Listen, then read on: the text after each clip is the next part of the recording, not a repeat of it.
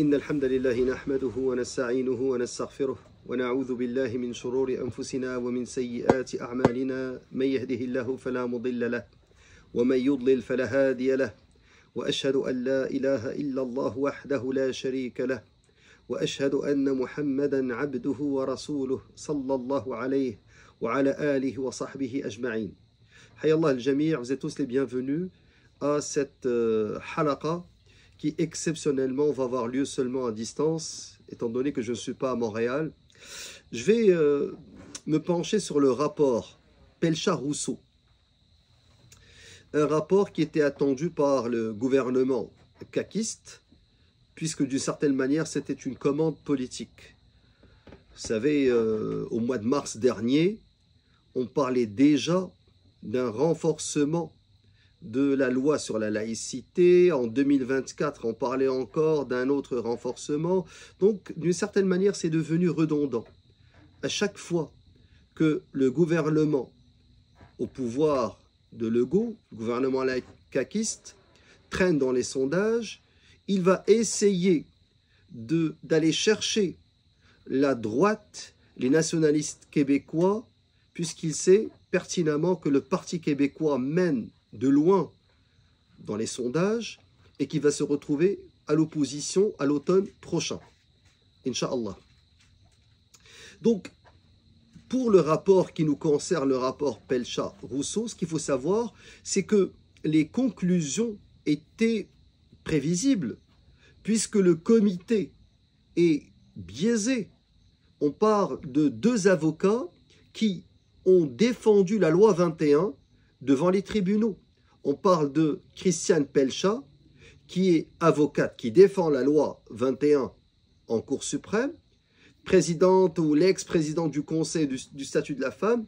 On parle de Guillaume Rousseau, qui est le conseiller de Barrette pour élaborer la loi 21 et qui la défend en Cour suprême.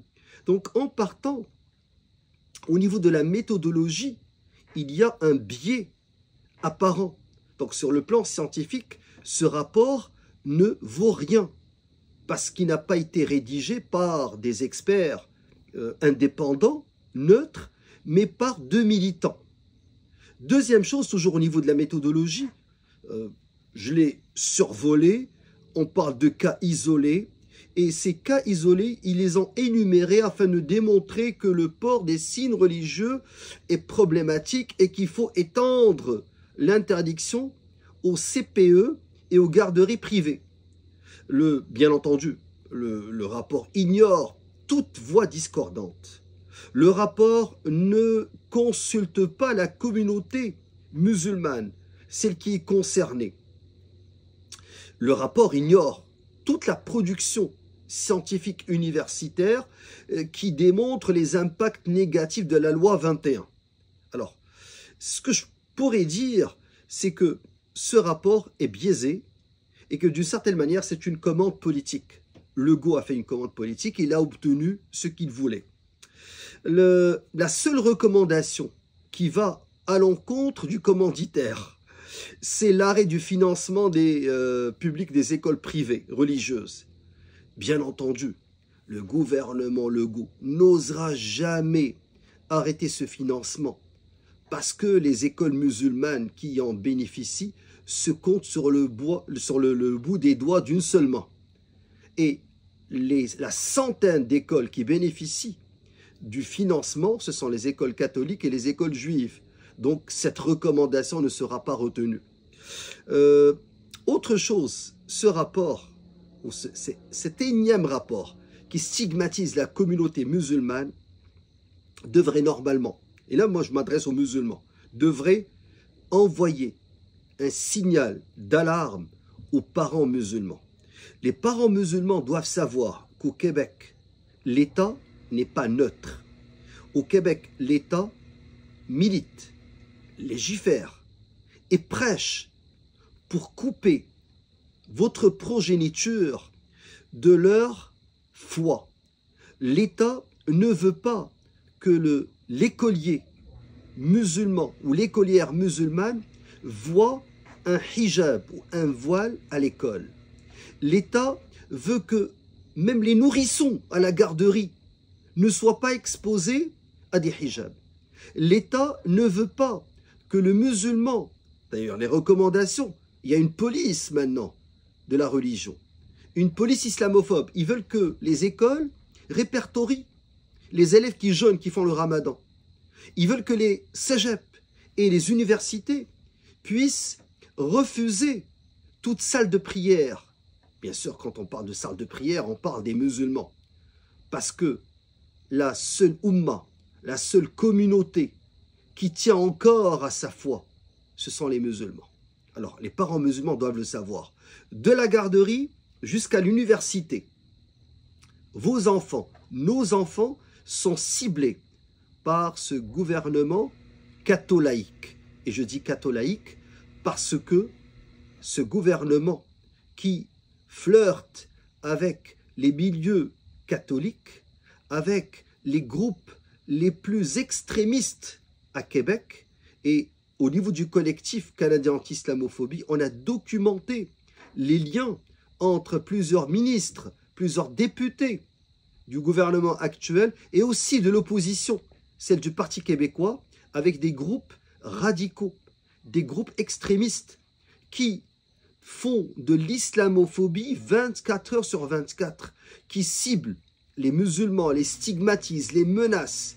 Et on voit bien qu'ils commentent leurs publications, ils aiment leurs publications, et des fois même, il y a des députés qui partagent ce type de production islamophobe. Je vais, avant d'aller plus loin, j'aimerais tout d'abord donner les solutions pour notre communauté, puisque moi je m'adresse surtout aux musulmans aujourd'hui. Je ne porte pas le chapeau du coordinateur du collectif canadien anti-islamophobie, mais je parle aux musulmans. La première des choses qu'il va falloir faire, c'est ne pas respecter ce type de loi ou de recommandation. Alors, quand je dis il ne faut pas respecter, il faut contester.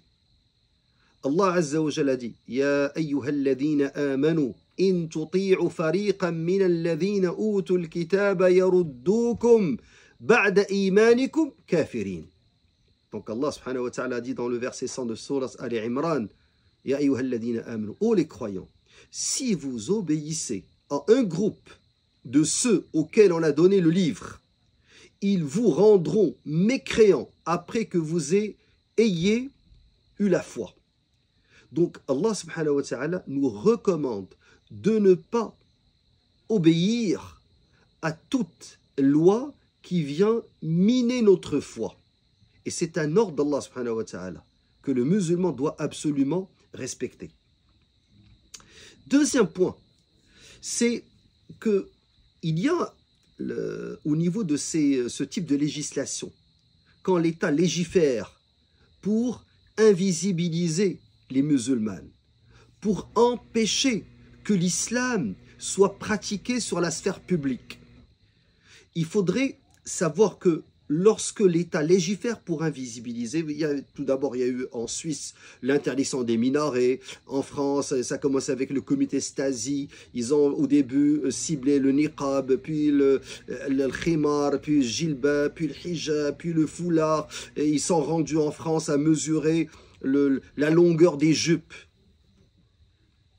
Quand on examine ce type de législation, on se rend compte que l'objectif de ces gouvernements, que ce soit en France ou ici au Québec, est de faire en sorte que l'islam ne soit plus visible dans la société.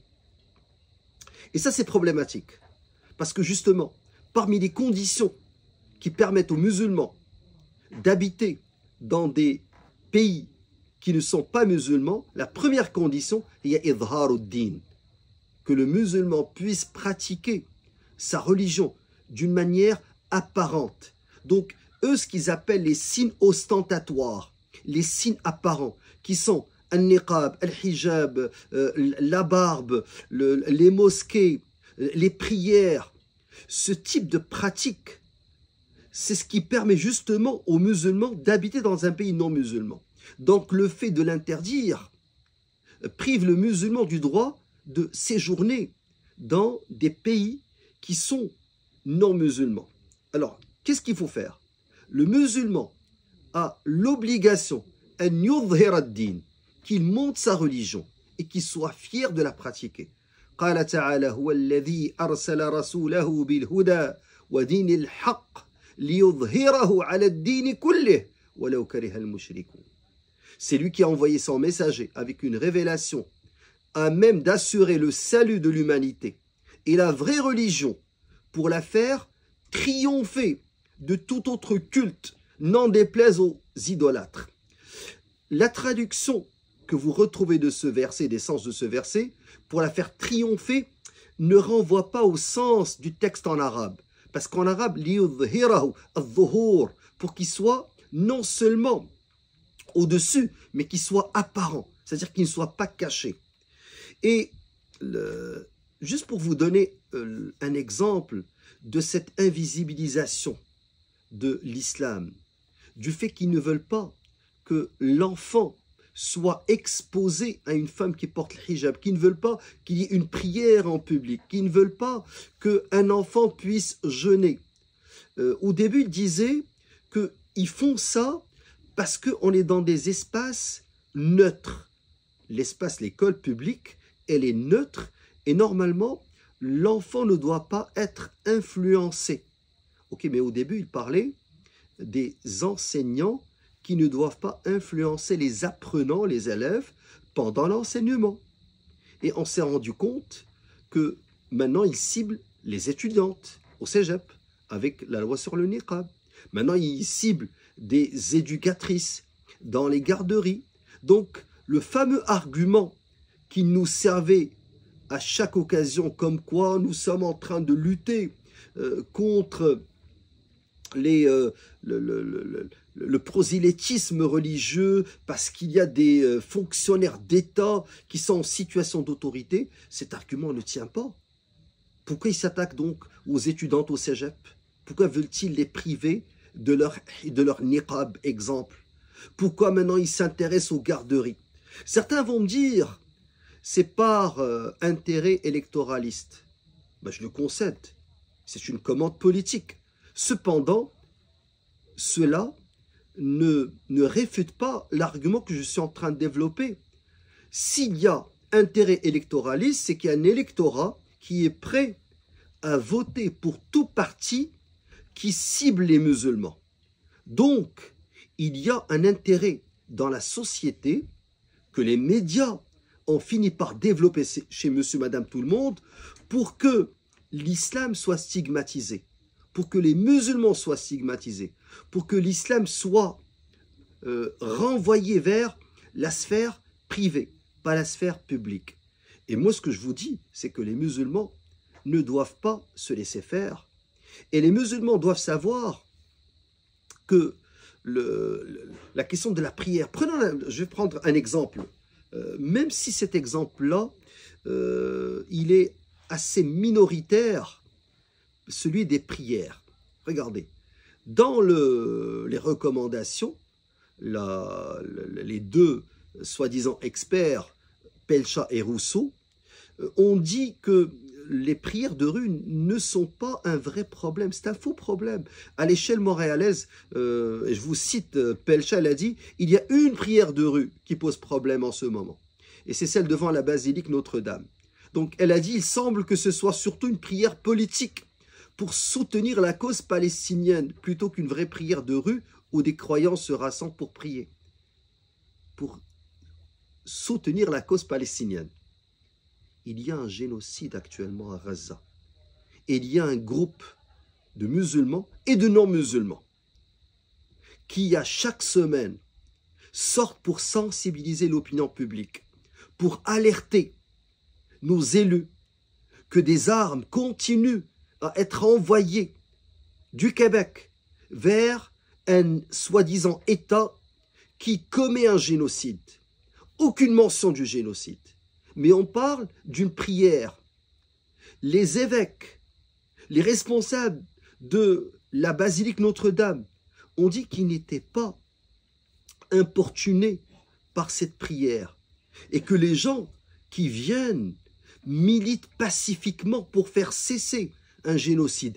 Aucune mention de ce génocide, ni des raisons qui poussent ces gens-là à sortir chaque semaine. Hiver comme été, sous la pluie, sous le soleil, aucune mention. Mais on est en train de, je parle du gouvernement Legault, il est en train de refuser les recommandations de ces soi-disant experts qu'il a mandatés lui-même. Il dit qu'il va légiférer justement pour interdire les prières. Ok. Interdire les prières. Est-ce qu'il peut interdire les prières? Premièrement, nous les musulmans n'avons pas, nous n'avons pas besoin de Legault pour prier. Al-Rasoul alayhi salatu wassalam, il a dit dans un hadith authentique rapporté par l'imam al-Bukhari, hadith Jabir ibn Abdillah radiyallahu anhuma, il a dit « U'titu khamsan lam yu'tahunna ahadun, U'titu khamsan lam yu'tahunna ahadun min al-anbiya qabli. Nusirtu birru' masirata shahr, wa ju'ilat li al-ardu » Et ça c'est le deuxième point. « Wa ju'ilat li al-ardu masjidan wa tahura. Wa ayyuma rajulin min ummati adrakathu as-salat falyusalli wa uhillat li al-ghanaim. » Le plus important de ce hadith, je vais citer la partie qui concerne la prière. Il a dit Al-Rasoul alayhi salatu wassalam, qu'il a obtenu 5 faveurs, 5 faveurs qu'Allah Azza wa Jal lui a accordées qu'aucun autre prophète n'a obtenu. Et la deuxième, c'était toute la terre m'a été offerte comme lieu de prière et comme moyen de purification. S'il n'y a pas d'eau, tu peux te purifier avec la terre. Et il a dit tout individu de ma communauté, donc surpris n'importe où par l'heure de la prière, peut l'accomplir là où il se trouve. Donc le hadith est clair. Ça c'est ce qui justifie nos prières si on veut prier. N'importe où. Personne ne peut nous l'enlever. Rasoul Assal vous a accordé ce droit. Maintenant, allons-y voir ce que dit la Cour suprême du Canada. La Cour suprême du Canada a défini la liberté de religion, je cite, comme étant le droit de croire ce que l'on veut en matière religieuse, le droit de professer ouvertement des croyances religieuses sans crainte d'empêchement ou de représailles, et le droit de manifester ces croyances religieuses par leur mise en pratique et par le culte ou par leur enseignement et leur propagation. Ok, ça c'est la Cour suprême du Canada. Parfait, ils vont me dire, ils ne reconnaissent pas la Cour suprême du Canada. Ils sont anti-charte. Ils ne veulent pas respecter la Constitution. Ils sont pour brimer les droits et libertés des minorités. On va leur dire, si à chaque fois vous allez nous sortir la clause nonobstant pour ne pas respecter les droits des minorités, qu'allez-vous faire avec l'article 18 de la Déclaration universelle des droits de l'homme, qui précise que le droit à la religion implique, et je cite l'article 18, la liberté de manifester sa religion ou sa conviction seul ou en commun, c'est-à-dire en groupe, tant en public qu'en privé, par l'enseignement, les pratiques, le culte et l'accomplissement des rites. Est-ce que le Québec va devenir une province qui ne respecte ni la Constitution du Canada, ni les décisions de la Cour suprême du Canada, ni l'article 18? Est-ce que vous allez être pire que la Corée du Nord? Est-ce que vous allez être pire que les pires dictatures au temps soviétique? Répondez. Comment vous allez gérer la diversité? Vous voulez que les musulmans s'invisibilisent. Vous voulez que les musulmanes laissent leur voile à la maison. Vous voulez que les musulmans ne puissent plus prier, ni dans les cégeps, ni dans les universités. Vous voulez que les musulmans ne jeûnent pas. Vous ne pouvez pas. Vous n'avez pas le droit. Et vous allez échouer. Parce que, bien que les musulmans ne soient pas un bloc monolithique, si un élément sur lequel tous les musulmans s'entendent, c'est que ce qui les définit avant tout, c'est leur foi. Et l'un des objectifs de leur immigration, justement, c'est l'intérêt qu'ils ont pour leurs enfants, pour que ces enfants-là conservent cette foi et qu'ils puissent s'intégrer harmonieusement dans la société d'accueil.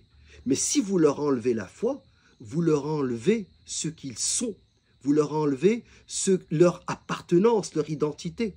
Et ça, vous ne pouvez pas, parce que comme j'ai dit, il s'agit d'un consensus au sein de la communauté musulmane. Maintenant, mon dernier appel aux musulmans, soyez fiers de votre appartenance. Soyez fiers de votre appartenance à la seule religion vraie sur terre. Ne priez pas en cachette dans les sous-sols. Ne priez pas comme si vous étiez en train de commettre un péché ou un crime.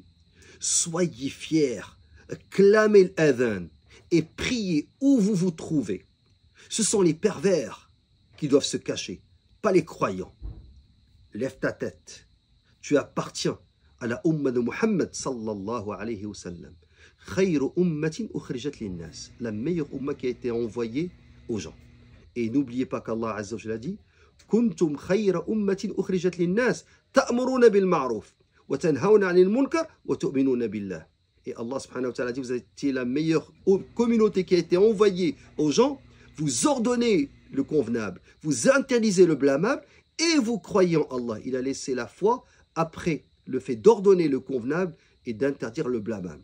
Donc ce n'est ni le go, ni le rapport Pelcha-Rousseau, ni la loi 21, ni n'importe quelle loi qui va interdire à nos femmes et à nos filles de porter al-niqab, al-hijab, al-khimar, qui va interdire à nos enfants de jeûner, qui va interdire aux étudiants de prier. Et sur ce, hayakumullah.